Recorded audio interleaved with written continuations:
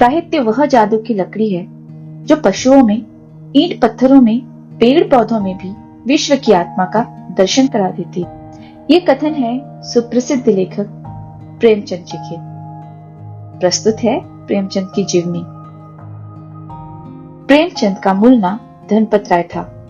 इनका जन्म सन 1880 में उत्तर प्रदेश के लम्ही गांव में हुआ था। इनकी कुछ प्रमुख रचनाएं हैं सेवा सदन, प्रेमाश्रम, रंगभूमि, निर्मला, कायाकल्प, गबन, कर्मभूमि, गोदान। ये सभी उपन्यास थे।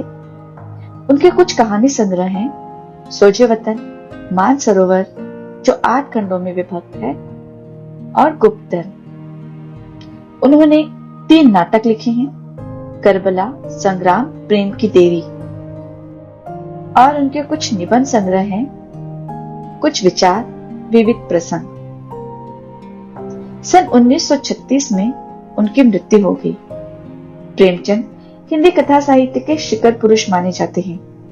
कथा साहित्य के इस शिखर पुरुष का बचपन अभावों में बीता। स्कूली शिक्षा पूरी करने के बाद पारिवारिक समस्याओं के कारण जैसे तैसे बीए तक की पढ़ाई की। अंग्रेजी में एमए करना चाहते थे, लेकिन जीवन यापन के लिए नौकरी करनी पड़ी। सरकारी नौकरी मिली भी, लेकिन महात्मा गांधी के असहयोग आंदोलन में सक्रिय होने के कारण त्यागपत्र देना पड़ा। राष्ट्रीय आंदोलन से जुड़ने के बावजूद लेखन कार्य सुचारू रूप से चलता रहा। पत्नी शिवरानी देवी के साथ अंग्रेजों के खिलाफ आंदोलन में हिस्सा लेते रहे।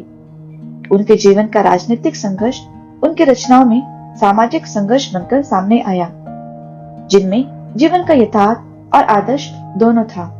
हिंदी साहित्य के इतिहास में कहानी और उपन्यास की विधा के विकास का काल विभाजन प्रेमचंद को ही केंद्र में रखकर किया जाता है। प्रेमचंद पूर्व युग, प्रेमचंद युग, प्रेमचंदोत्तर युग, यह प्रेमचंद के निर्विवाद महत्व का एक स्पष्ट प्रमाण है। वस्तुतः प्रेमचंद ही पहले रचनाकार हैं जिन्होंने कहानी और उपन्यास की विधा को कल्पना और रोमानियत की धुंधले से निकालकर यथार्थ की ठोस जमीन पर प्रतिष्ठित किया।